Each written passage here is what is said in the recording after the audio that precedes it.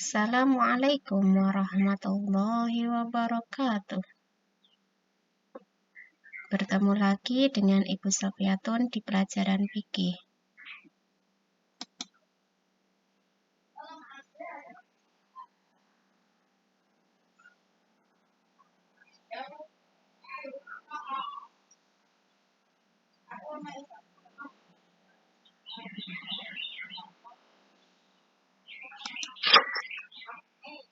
Kali ini kita akan mempelajari tentang binatang halal dan haram. Nah, sekarang kalian amati gambar yang ada. Nah, binatang manakah yang halal untuk dimakan? Dan juga manakah binatang yang haram untuk dimakan? Tentu kalian tahu itu ada gambar sapi, ada gambar unta, ada gambar babi, dan juga gambar kucing. Nah, kira-kira mana yang halal dan mana yang haram ya? Pinter. Nah, saat ini yang akan kita bahas adalah tentang binatang halal. Tujuan pembelajaran kita saat ini adalah setelah proses pembelajaran ini, kalian dapat menjelaskan pengertian binatang halal dengan benar. Kemudian, siswa dapat menguraikan jenis-jenis binatang halal dengan benar. Selanjutnya, siswa mampu membiasakan mengkonsumsi binatang halal dengan benar dan siswa mampu menyajikan klasifikasi jenis-jenis binatang halal dengan benar. Nah, binatang halal. Nah, itu ada gambar. Nah, apa yang dapat kamu ceritakan tentang gambar di atas? Nah, tentu kalian tahu gambar apa itu. Nah, ada gambar sapi, kemudian ada gambar kambing. Nah, siapa yang pernah makan daging hewan tersebut? Nah, iya. Pasti kalian sudah pernah makan daging hewan tersebut, terutama waktu Idul Adha. Nah, pada waktu Idul Adha banyak orang yang berkorban menyembelih sapi ataupun kambing. Nah, terus apakah kalian tahu binatang halal itu apa? Nah, pengertian binatang halal adalah binatang atau semua jenis binatang yang boleh dimakan oleh umat Islam menurut ketentuan agama dan membawa manfaat positif bagi tubuh manusia.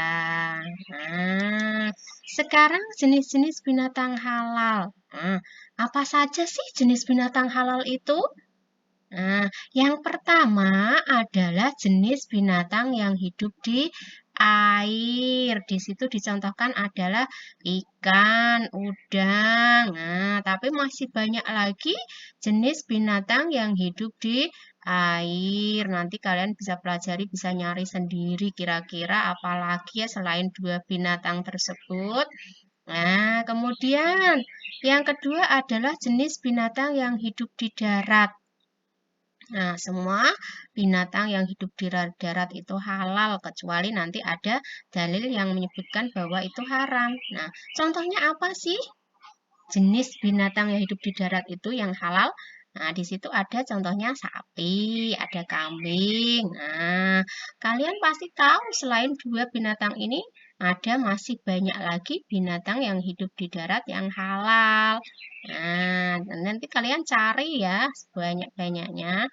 Nah, selanjutnya adalah dalil tentang binatang halal. Nah, yang pertama adalah surah Al-Maidah ayat 1. Bismillahirrahmanirrahim. Uhillat lakum bahimatul an'am.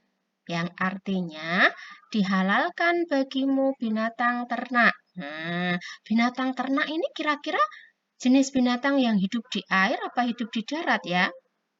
Ah, iya, betul. Binatang yang hidup di darat. Jadi ini adalah dalil tentang binatang halal yang hidup di darat, yaitu surah Al-Maidah ayat 1. Kemudian, dalil yang kedua adalah surah Al-Maidah ayat 96. Bismillahirrahmanirrahim. Uhilla lakum swaydul bahri wa ta'amuhu mata'an lakum walisayyarah.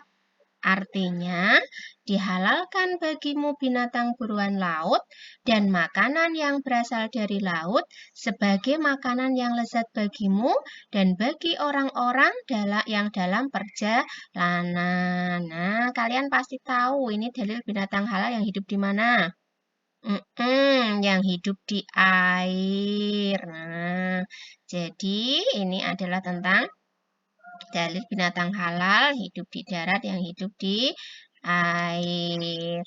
Nah, sekarang tadi hewan yang hidup di air itu semuanya halal. Nah, dan yang ada di darat juga halal. Tetapi kalian tahu kan ada hewan yang bisa hidup di darat dan juga hidup di air. Contohnya apa? Nah, ini katak dan juga buaya. Nah, kalau binatang tersebut bisa hidup di dua tempat, maka hukumnya tidak boleh dimakan ataupun haram. Nah, selain dua jenis binatang tadi, dalam Islam itu dihalalkan ada dua bangkai dan dua darah. Sebagaimana disebutkan dalam hadis Nabi yang diriwayatkan oleh Ibnu Majah, yang artinya dari Ibnu Umar radhiyallahu anhu Rasulullah shallallahu alaihi wasallam bersabda, dihalalkan bagi kami dua bangkai dan dua darah.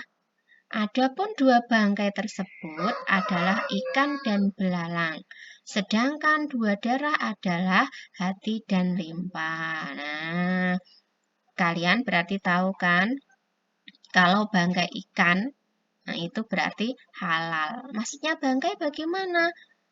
Mati tapi tidak dengan disembelih. Itu namanya bangkai. Ikan mati tanpa disembelih, boleh kalian makan. Juga belalang.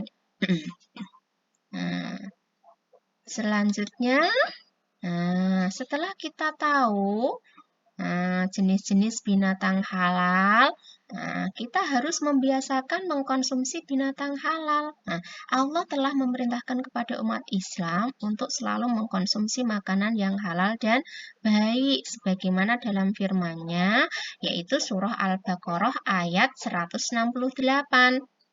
Bismillahirrahmanirrahim.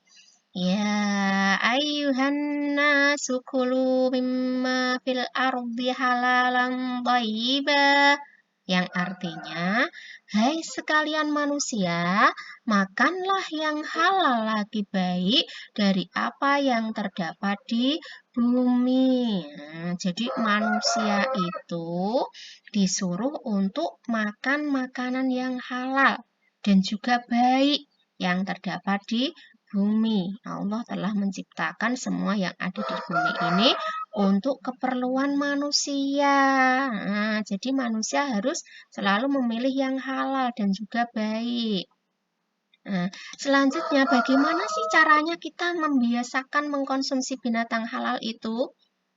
Karena kita tahu ya, ada yang halal dan ada yang haram. Yang pertama, itu adalah membiasakan membeli masakan daging di tempat yang terpercaya atau terjamin kehalalannya. Yang selanjutnya adalah apabila membeli daging, hendaklah di tempat seorang yang beragama Islam atau seorang Muslim. Terus selanjutnya adalah dibeli dengan uang yang halal. Daging itu misalkan halal, tapi kita membelinya dengan uang hasil curian atau uang dari judi misalkan. Itu termasuknya nanti tidak halal. Selanjutnya adalah makanan atau daging tersebut diperoleh dengan cara yang baik. Maksudnya dengan cara yang baik bagaimana? Jangan sampai dengan cara mencuri.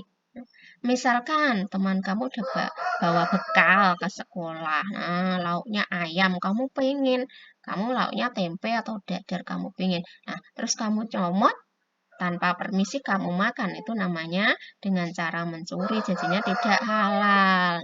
Yang terakhir adalah dengan senantiasa bersyukur kepada Allah. Kalau kita selalu mensyukuri segala nikmat Allah, terutama nikmat makanan halal yang kita terima setiap hari, kita makan setiap hari, maka kita tidak akan punya pikiran atau keinginan untuk mencoba makanan yang tidak halal. Nah, bagaimana?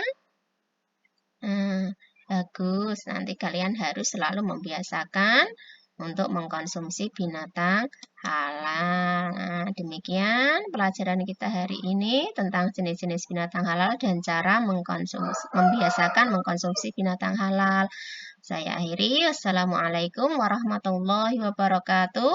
Terima kasih. Selamat belajar.